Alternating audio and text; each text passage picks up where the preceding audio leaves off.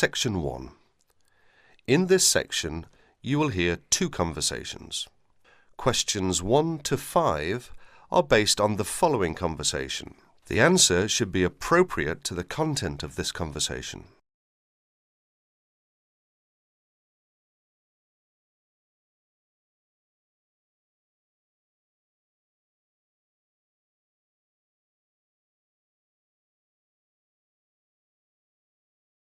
Oh, hi Dave. Long time no see. Hi, Maria. I just settled down. I thought I'd drop by. Come on in, take a seat. Would you like anything to drink? I have Sprite and orange juice. Sprite would be fine. Oh, so, how have you been? Oh, not bad. And you? Oh, I'm doing okay, but school has been really busy these days, and I haven't had time to relax. By the way, what's your major? Hotel management. Well, what do you want to do once you graduate? I haven't decided for sure, but I think I'd like to work for a hotel or travel agency in this area. How about you? Well, when I first started college, I wanted to major in French, but I realised I might have a hard time finding a job using the language, so I changed my major to computer science. With the right skills, landing a job in the computer industry shouldn't be too difficult. So, do you have a part-time job to support yourself through school? Well, fortunately for me, I received a 4-year academic scholarship that pays for all of my tuition and books. Wow, that's great. Yeah, how about you? Are you working your way through school? Yeah, I work 3 times a week at a restaurant near campus. Oh, what do you do there? I'm a cook. How do you like your job? It's okay. The other workers are friendly and the pay isn't bad. Now you have a chance to read questions 6 to 10 and then answer questions 6 to 10, according to the conversation.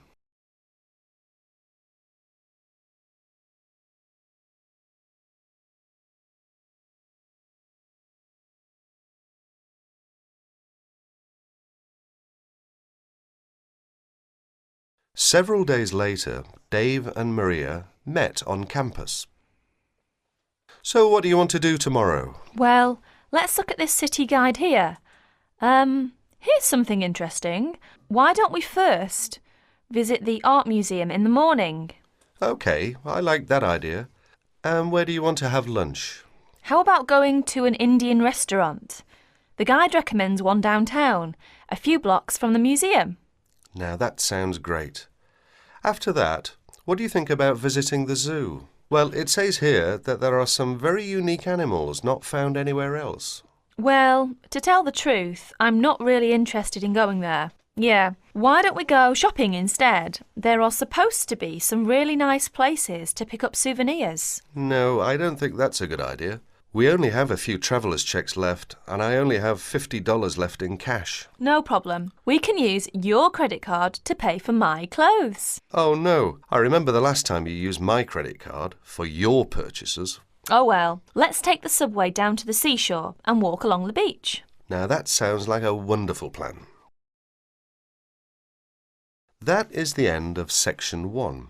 You will have half a minute to check your answers.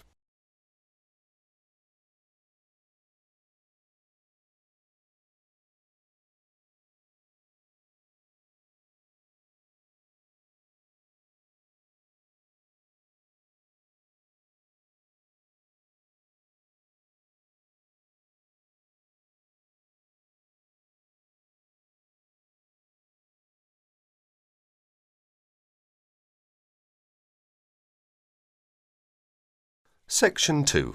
You are going to hear part of a lecture on some useful information for your travelling around Britain. Listen to the lecture and complete the notes below by writing no more than 3 words in the space provided.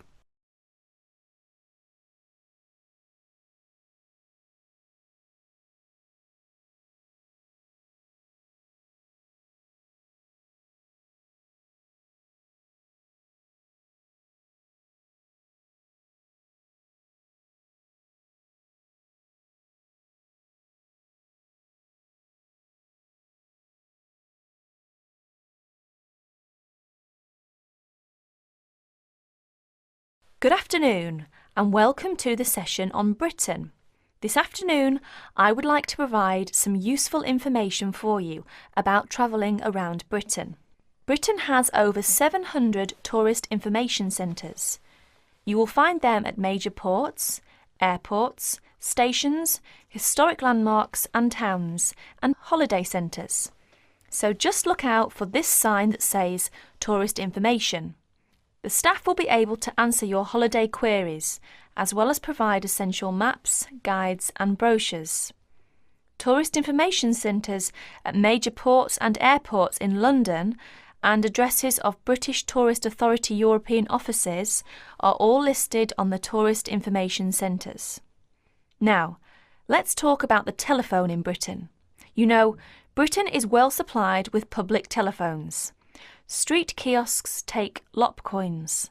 In city centres, mainline railway stations, airports and central London underground stations, payphones and card phones are in operation. For the latter, small plastic phone cards are used, and these come in 10, 20, 40, 100 and 200 units and can be bought at post offices, news kiosks, station bars and shops where the green and white card phone sign is displayed. When using the different public telephone systems, make sure you read the dialling instructions carefully. Now let's see the banks in Britain. There are 24-hour banks at London's two main airports. One is Heathrow and the other is Gatwick. Otherwise, banks are normally open from 9:30 to 3:30, Monday to Friday. Barclays Bank and National Westminster Bank offer a Saturday morning service at some of their branches. National Gyrobanks has 42 bureaux de change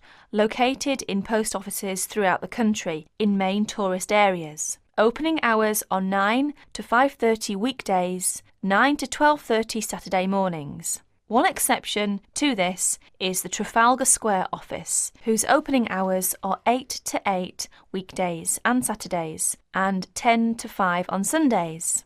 The Bureau de Change services are available to overseas visitors. Visitors can change their money there. You can also change money at Bureau de Change, large hotels, department stores and travel agents. Be sure to check in advance the rate of exchange and the commission charged, as these vary considerably. Wherever possible, you are advised to use the bank or Bureau de Change, which conforms to the BTA Code of Conduct. In most cases, this is indicated by display of the code. That is the end of section 2. You will have half a minute to check your answers.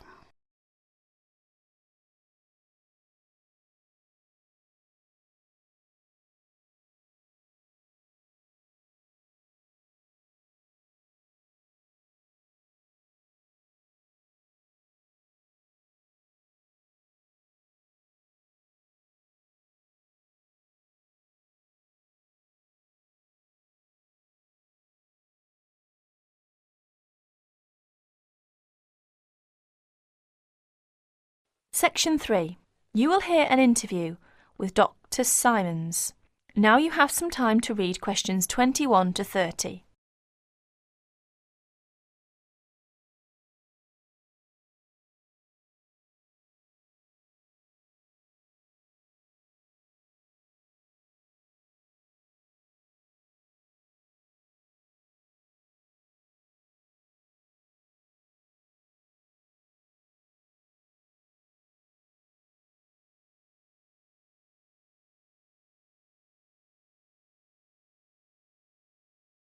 As you listen, complete the sentences by writing no more than 3 words for each answer.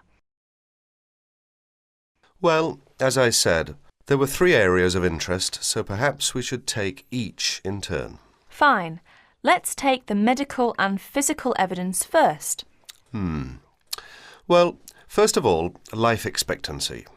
Although some very old individuals were encountered, the Ramesses is a case in point. He was probably over 90. It seemed the average Egyptian died rather young, from about 30 to 35 years old, on the whole. Although the nobility, as might be expected, tended to live longer. Some of them have been found to be 50 or 60 years old. Well, naturally, the older they got, the more medical problems were encountered. But some modern disorders have so far not been found. There is no evidence yet of any malignant tumours, for example, although the fact that most people studied were comparatively young could account for this. Another modern problem, dental decay, was also absent, probably due to the plain diet and absence of sugar. There was another problem with teeth caused by this diet. The stones on which their flour was ground caused a lot of grit to get into the bread, and this eroded the teeth, so much that many older people must have suffered greatly and could have been confined to a liquid diet.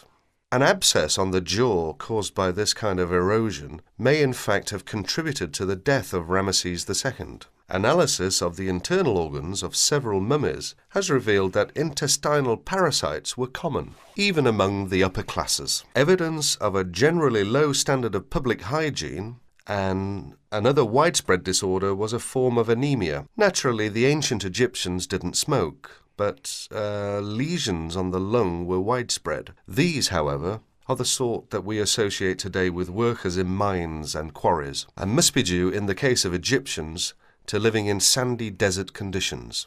Actually, on the smoking issue, there was a temporary sensation when traces of what appeared to be tobacco were found in Ramesses' sarcophagus, but botanists later confirmed that it was not in fact tobacco itself, but a related plant which is native to Egypt. In the meantime, cynics were commenting that it probably had come from the cigarette of some careless Egyptologist or museum attendant of the past.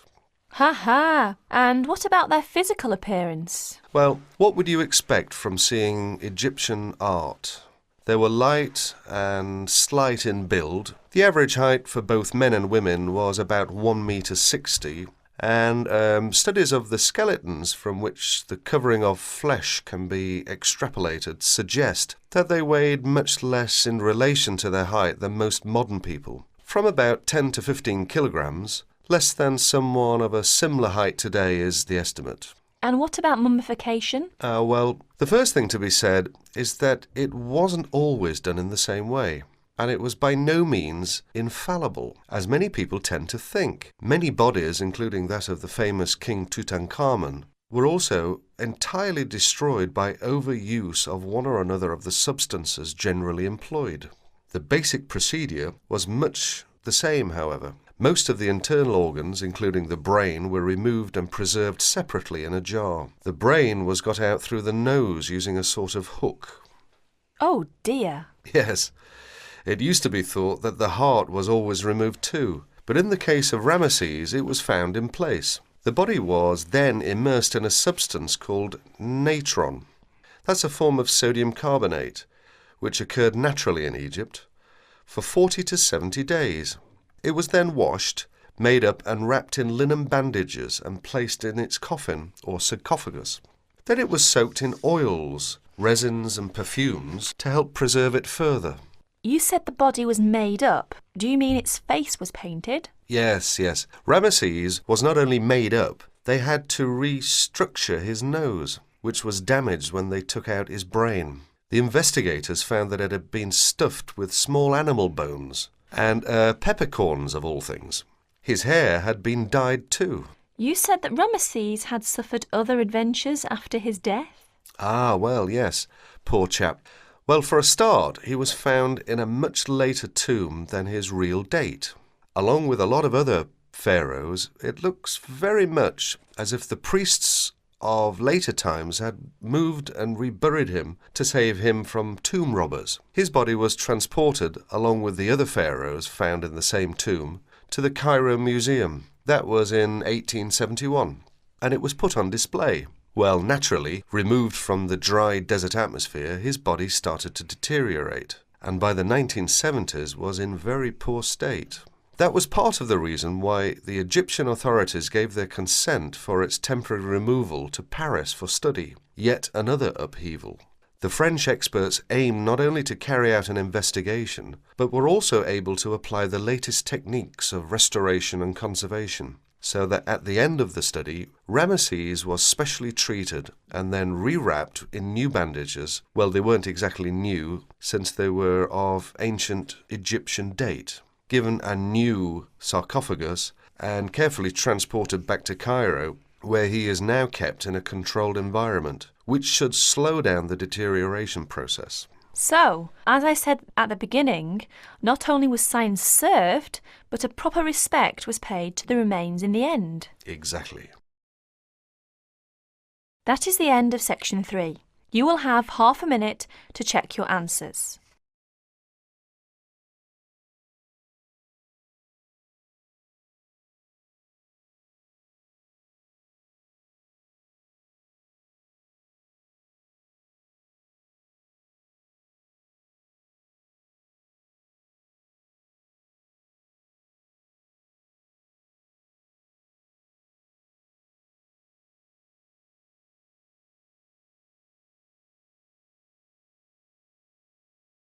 Section 4. In this section, you will hear a talk given by Don Parker, an expert on computer security, about the computer criminals. As you listen to the talk, fill in the gaps numbered 31 to 40. First, you will have some time to look at the notes below.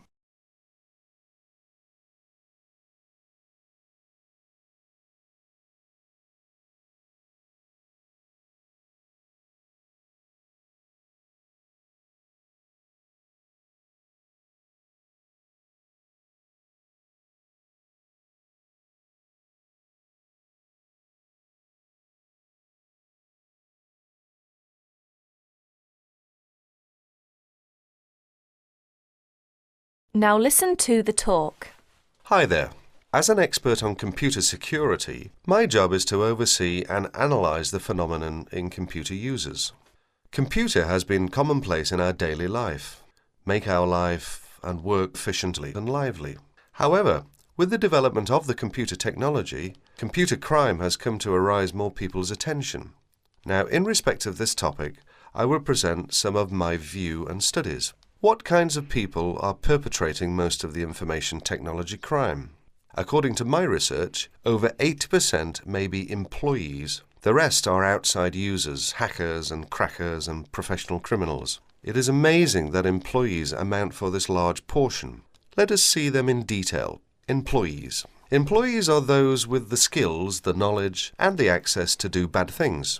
Dishonest or disgruntled employees pose a far greater problem than most people have realized. To most supervisors and some experts, they worry that dishonest employees or outsiders can more easily intercept communications or steal company trade secrets.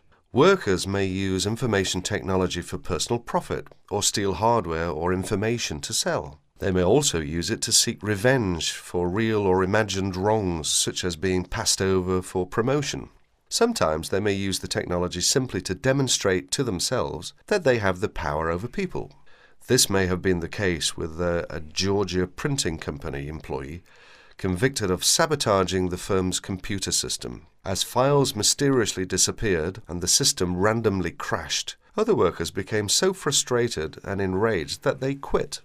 Outside users. Suppliers and clients may also gain access to companies' information technology and use it to commit crime. With both, this becomes more a possibility as electronic connections, such as electronic data interchange systems, become commonplace. Hackers and crackers. What are hackers? Hackers are people who gain unauthorized access to computer or telecommunications systems for the challenge or even the principle of it. Crackers also gain unauthorized access to information technology, but do so for malicious purposes. Crackers attempt to break into computers and deliberately obtain information for financial gain, to shut down hardware, pirate software, or destroy data. The tolerance for hackers as the benign explorer has decreased. Most communication systems administrators view any kind of unauthorized access as a threat, and they pursue the offenders vigorously. And educators also try to point out to students that university cannot provide an education for everybody if hacking continues. Professional criminals. Members of organized crime rings don't just steal information technology, they use it in a legal way as a business tool, but for illegal purposes. For instance, databases can be used to keep track of illegal gambling debts and stolen goods. Drug dealers have used pages as link to customers. Microcomputers, scanners, and printers can be used to forge checks, immigration papers, passports, and driver's licenses. Telecommunications can be used to transfer funds illegally. As information technology crime has become more sophisticated, in 1988, after the last widespread internet break-in, the US Department created the Computer Emergency Response Team, or CERT. Although it has no power to arrest or prosecute, CERT provides round-the-clock international information and security-related support services to users of the internet. Whenever it gets a report of an electronic snooper, whether on the internet or on a corporate email system, CERT stands ready to lend assistance. It counsels the party under attack, helps them thwart the intruder, and evaluates the system afterwards to protect against future break-ins. That is the end of section 4. You will have 30 seconds to check your answers.